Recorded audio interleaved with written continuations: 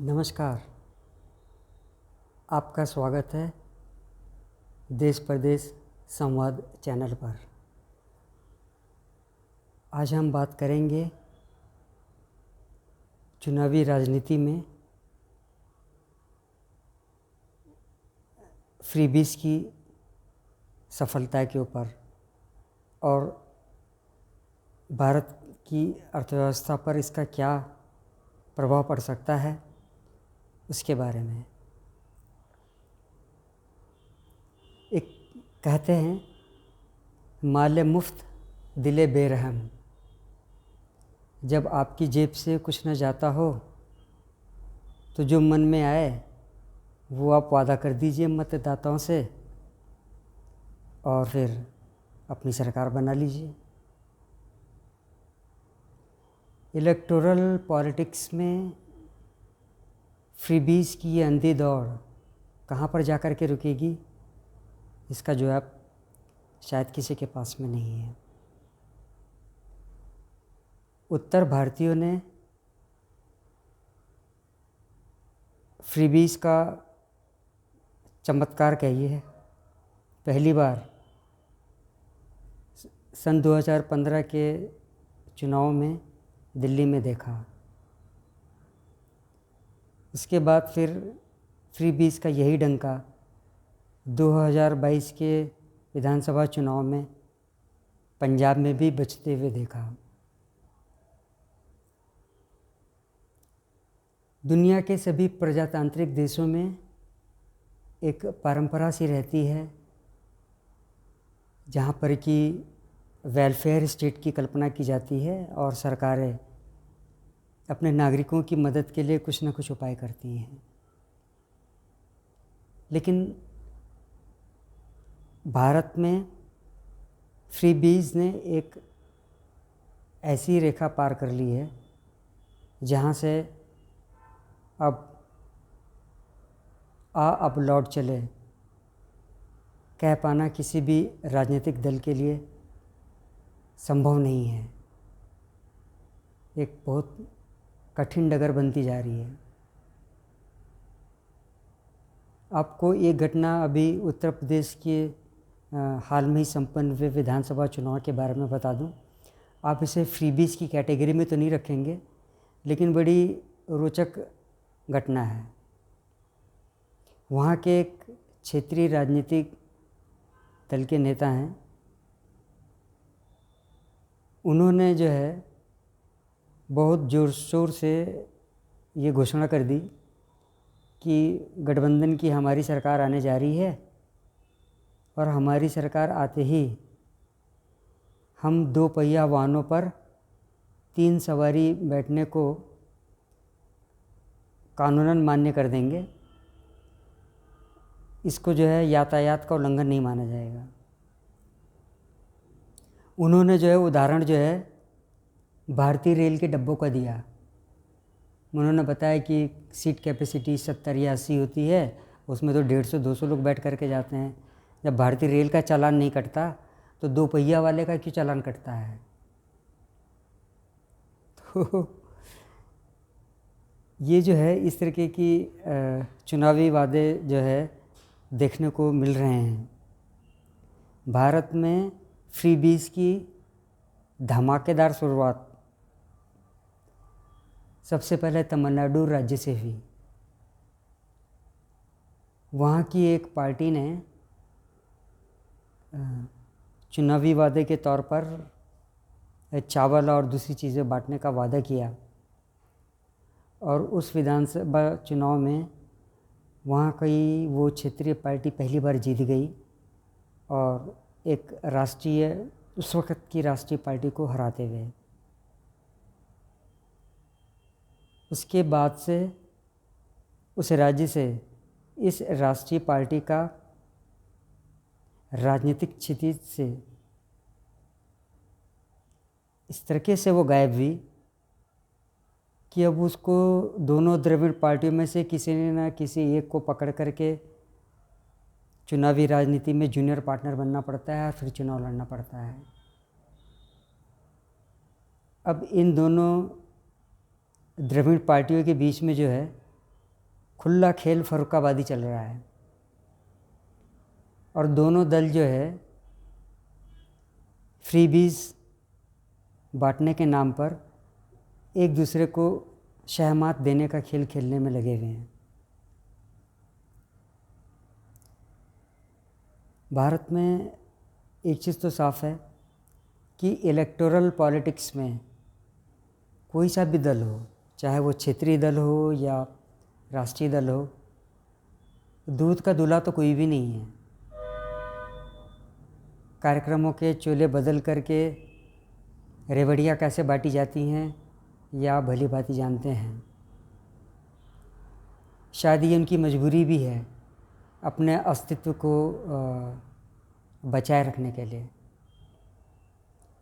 सरकार और जो दूसरी संस्थाएं हैं उनके संज्ञान में यह मुद्दा आ चुका है, इस पर विचार विमर्श चालू है, लेकिन मैं इसके थ्रेडबेयर एनालिसिस में नहीं जाऊंगा।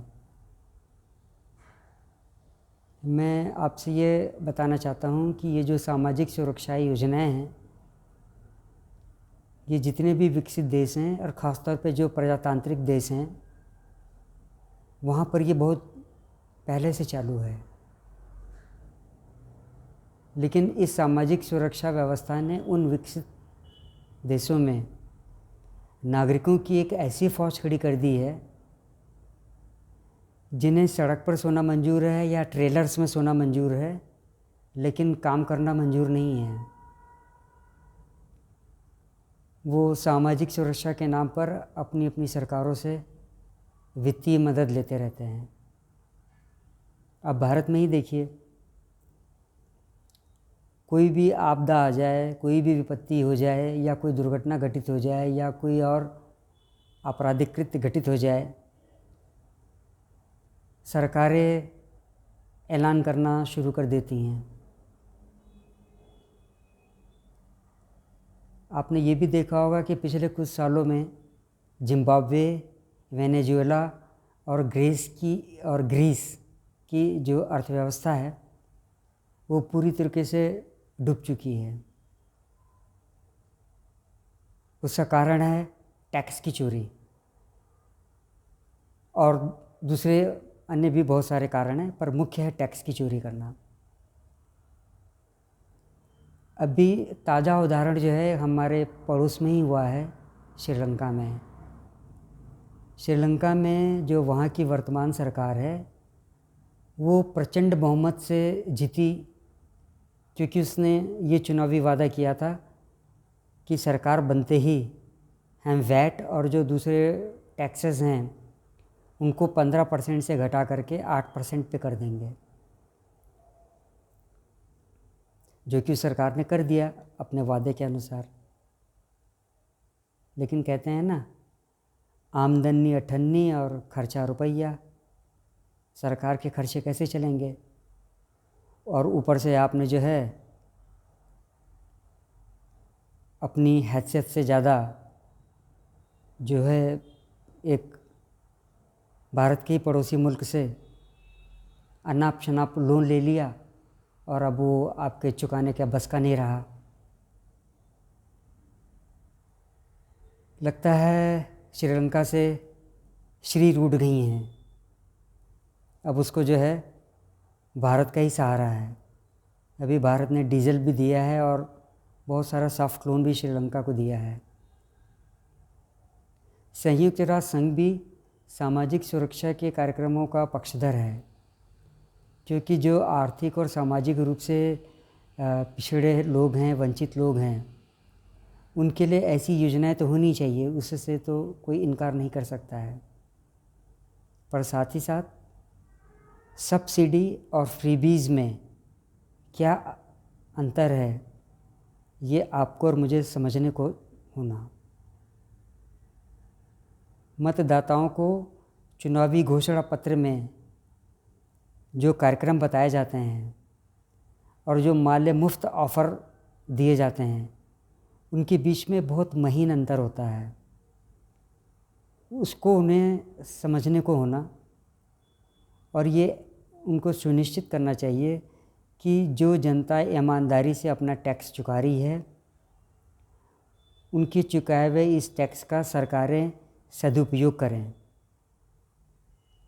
न कि फ्रीबीज पर लुटा दें। आपको याद होगा जिन दिनों बैलेट पेपर पे ठप्पा मारा जाता था, ईवीएम नहीं आई थी भारतीय चुनाव में, तो बूथ कैप्चरिंग हुआ करती थी। बूथ कैप्चरिंग एक ऐसा टर्म है जो आपको इंग्लिश के इसमें नहीं मिलेगा, डिक्शनरी में नहीं मिलेगा। ये इसको इंडियन इंग्लिश बोल करके डिक्शनरी में जगह दी गई है, क्योंकि इसका इजाद भारत में ही हुआ। मुझे क्या लगता है कि भारत में बूथ कैप्चरिंग मूवमेंट आ गया है इलेक्टोरल पॉलिटिक्स में। जैसे बूथ कैप्चरिंग को अपने प्रयासों से चुनाव आयोग ने एकदम मिनिमाइज़ कर दिया है, मैं ऐसा कहूँगा 100% ख़त्म कर दिया है। ऐसा कहने पर शायद आप मेरे साथ सहमत ना हो, तो मैं ये बोलूँगा कि मैक्सिमम जो है ये मिनिमाइज़ हो चुका है। अब वही बूथ कैप्चरिंग मूवमेंट फ्रीबीज के लिए भी आ गया है।